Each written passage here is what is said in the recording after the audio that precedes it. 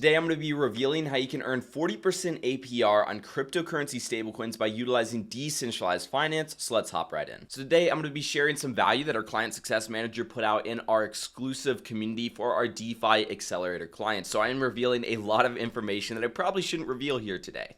But essentially, first off, we have this Trader Joe position. This is USDT.E to USDC on the 0.02% tier. This one is on the Avalanche network. Let's go and take a look. Now this pool consists of USDT.E to USDC. Now the thing is, a lot of you are probably wondering, well, what is USDT.E? Essentially, on the Avalanche network, they have bridge versions of tokens, because when the Avalanche network was released, USDT and USDC was not natively on the Avalanche network. They needed a stablecoin though. So what did they do? They essentially do exactly what stablecoins do, but with stablecoins. And what I mean by that is normally stablecoins, they have US dollars in the banking system to back every stablecoin in crypto circulation, basically. Well, for this scenario, this stablecoin is backed by actual USDT. So they have actual USDT on the Ethereum network blockchain where it's native to back every USDT.E in circulation. This is just a way of getting a stablecoin on the Avalanche network when the Avalanche network was first up and coming and it was starting to grow, as opposed to not having stablecoin whatsoever. And USDC, this is going to be native USDC, but one other thing I'm going to mention is they do have non-native USDC on here as well, like USDC.E to USDC. So the USDC.E basically means it's from the Ethereum network. It's the bridge version of USDC. And obviously now there are native stablecoins like USDT and USDC on the Avalanche network, so that's important to keep in mind. But personally, I think Trader Joe has a ton of stablecoin opportunities. Looking over here, there's USDT to USDC. Average APR over the past 24 hours is roughly 15%. Looking over here at USDC.E to USDC, that's about 7.5% over the past 24 hours. And looking at the pool that we're actually analyzing right now, it's about 11.5% over the past 24 hours. But one thing I want to go and mention is the average APR is going to be a lot higher than that. And the reason why is because volume has been very, very consistent. As you can see, literally every couple minutes, there's a trade that is rather large. Like we have 851, 2400, 1000, 900, so on and so forth. And unfortunately, it's not going to show us an estimated APR over the past 7 days, mainly because all of the data right here is completely glitched. It's not showing any money in TVL and it's not showing any money in volume. So this is going to be a data glitch on Trader Joe's side, but I was actually in this pool and I did earn a good return. So let me showcase those results. So this is the position right here. I exited, I want to say about a month ago or so, and I was doing about 17% APR. And one thing about this pool is it does have its periods where it fluctuates. So at one point in time, it might be doing 30%. At another point in time, it might do about 15%, but it does average out to around a 25% APR. So that's one position that I would look into for stablecoin positions. This one will be lower risk, mainly because it is on Trader Joe, and Trader Joe does have a good track record, but also it does have a decent amount of liquidity, and these are highly liquid stable coins, USDC as was USDT basically. Next, we have USDT to USDC on Orca, so same exact stable coins. These ones over on the Solana network on the largest decentralized exchange over there, Orca Exchange. Now with that being said, taking a look over here, this has a range of 0.9985 to 1.0015.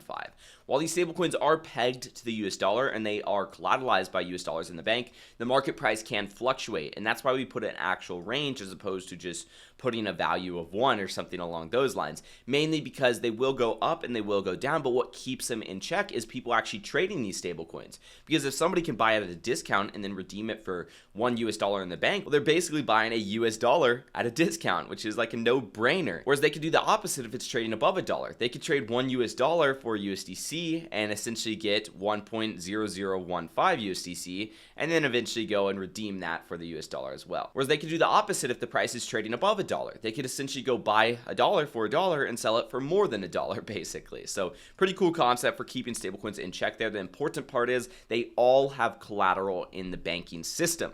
At least the ones that are covered on this list do. But looking over at this position right here, this one is doing about 25% APR, as you can see as well. This one is actually very, very intriguing considering it has about $6.5 million of liquidity, but it has $45 million in 24-hour volume over the past 24 hours. And I've seen this as high as like $80 million in 24-hour volume, still with only $6 million in liquidity. So that right there is a very, very good ratio for liquidity providers. I just want to go ahead and put that out there right now. So if we were to enter in this range right here, you can see it's doing about a 28% 365-day yield. One thing I want to mention on how this is calculated, this essentially just takes the past 24 hours worth of data and annualizes it. So it's not going to be a perfect calculation considering the volume is going to be lower some days and higher other days. But one thing we can do to fix that is support Orca on Buildermetrics. Buildermetrics is obviously a free to use liquidity software that currently supports Uniswap v3 as well as Trader Joe. And since we're 100% free to use, we are supported by grants from projects. So that's essentially how we implement new features as well as new exchanges. We go to projects and we pitch them on the value that Buildermetrics can add to their project and then hope to get a grant. And if we do, we use that to essentially implement new features and exchanges. And the reason why I'm telling you this is because we just submitted a grant proposal for Orca. And since everything is run by communities in DeFi and it's all decentralized governance, you can actually go and share your thoughts on this proposal to get us a grant to implement Orca on Buildermetrics. So I'm going to leave a link down below in the description to this proposal right here. I really recommend you check it out. This is the perfect opportunity to join in on decentralized governance and have a say in what happens to the future of the Orca platform. Now, the next thing I'm going to take a look at is going to be this OV USDC position. So this one is actually one of the most blue chip positions you can get. And the reason why is because the borrow rates are very, very high. So as you can see, to essentially borrow USDC right now, it's about 27%. I'm borrowing USDC.E and I'm having to pay 24%. So I'm about to close out this borrow. The thing is, if you're looking to earn passive income, this is very good because you can go and throw your USDC over on OV and earn roughly a 22% APY just for lending out your USDC, which is very, very good. Now, one thing I will mention is if utilization does get too high, your USDC might be locked until other people pay that borrow back. So do keep that in mind, but this is still a very, very good return that you could get on your USDC. Now, I know that it's showing about 30% APR over here. However, it has dropped just a little bit to about 23% APR. And it is going to fluctuate because it is OV and it completely depends on utilization of the overall amount of liquidity. Whereas a good substitution for that is going to be over on the Solana network. I would say this is just about as blue chip, but you can collateralize USDC on Kamino or supply that basically for about 20% as well. So if OV does drop below 20% or so, I would recommend looking at Kamino Finance as well. Both these platforms right here on the Solana network for Kamino and Polygon network for OV have very, very good borrow rates and very reasonable borrow rates essentially. Both of these platforms right here, Kamino Finance as well as OV, have very, very good and reasonable lending positions that you can enter into because the APYs are so high. Let's hop into the medium risk positions. This one is actually one that I was in a little bit ago. This is LUSD to USDC. This one is on the Ethereum network, and I would personally not recommend hopping into this position unless you were deploying a larger amount of capital. But let's go and take a look at exactly what type of return we can get by pulling up Buildermetrics over here.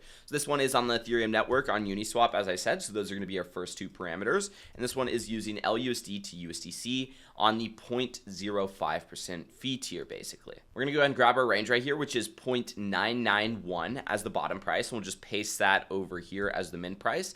And then we're going to go ahead and grab our max price over here, which is 1.001 basically. This is the past 14 days worth of data. As you can see, we have stuck in range for the past 14 days, which is pretty solid. This is doing a 15% APR, and you could see that if anything, volume has been picking up, which means that we could be doing higher than a 15% APR. And one thing that I would personally be comfortable with is adjusting this range to make sure that we're getting the highest return possible. So maybe instead of 1.001, I bring it down to 1.0005, and then I could bring this up from 991 to like 993 or something like that. And as you can see, that captures the majority of the data. Yes, there are some spikes where we do go out of range. That's not a big deal. And permanent loss isn't really a factor here because we are using stablecoins. But as you can see, that gets us up to about 20% APR. So it picks up for a little bit of the slack, and we are still in range about 95% of the time. We barely go out of range in this position. Looking over here on OV, we also have SUSD on the Optimism network. So this is another position where we're essentially lending out assets on a lending and borrowing market. This one on OV, which is the largest lending and borrowing market, but it's also on the Optimism network using an asset called SUSD. Now, SUSD currently has a 90% APY for lending it out, but it probably will average out to something like about 35% or so, just because borrow rates are very, very high because the crypto market has been moving.